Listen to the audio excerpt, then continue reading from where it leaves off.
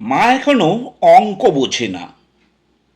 একটা রুটি চাইলে দুটো রুটি নিয়ে আসে। কোথাও যাওয়ার সময় 20 টাকা চাইলে 50 টাকা পকেটে ঢুকিয়ে দেয়। মা ইংরেজি বোঝে না। আই হেট ইউ বললেও ছেলেকে ভালোবেসে বুকে টেনে নেয়। মা বড় মিথ্যেবাদী। না খেয়ে বলে খেয়েছি, পেটে খিদে থাকা সত্ত্বেও নিজে না খেয়ে প্রিয় খাবারটা ছেলের জন্য যত্ন করে তুলে রাখে। মা বড্ড বোকা। সারা জীবন কলুর বলদের মতো রান্নাঘর আর আমাদের ভালো মন্দের পিছনে জীবনটা কাটিয়ে দেয়। মা চোর। বন্ধুদের সাথে পিকনিকে যাব বললে রাতেই বাবার পকেট থেকে টাকা চুরি করে আমাকে দিয়ে দেয়। মা বড় নির্লজ্জ।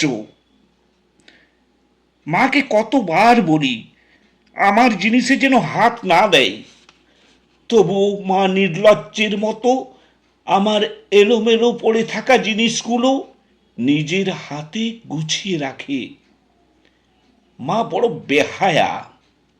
আমি কথা না বললেও জোর করে এসে বেহায়ার মতো গায়ে পড়ে কথা বলে।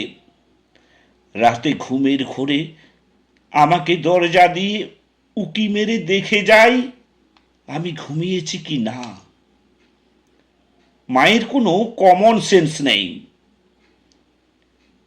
আমার প্লেটে খাবার কম দেখলে কেমন জানি করে, খোকা এত খাবার কম কেন, এই বলে প্লেটটা ভর্তি করে দেয়। মা বড্ড কেয়ারলেস। নিজের কোমরের ব্যথা পিঠের ব্যথায় ধুকে ধুকে মারা গেলেও কখনো ওষুধের কথা বলে না। অথচ আমাদের একটা কাশিতে তার দিনটা যেন ওলট পালট হয়ে যায়। মা বড্ড আনস্মার্ট। সঞ্জীবের মায়ের মতো করে মা দামি দামি শাড়ি পরে না, ভ্যানিটি ব্যাগ ঝুলিয়ে স্মার্টফোন হাতে নিয়ে ঘুরতেও চায় না। সারাদিন খালি রান্নাঘর আর আমাদের ভালো মন্দের চিন্তায় জীবনটা কাটিয়ে দেয়। মা বড় স্বার্থপর। নিজের সন্তান ও স্বামীর জন্য মা দুনিয়ার সব কিছু ত্যাগ করতে পারে।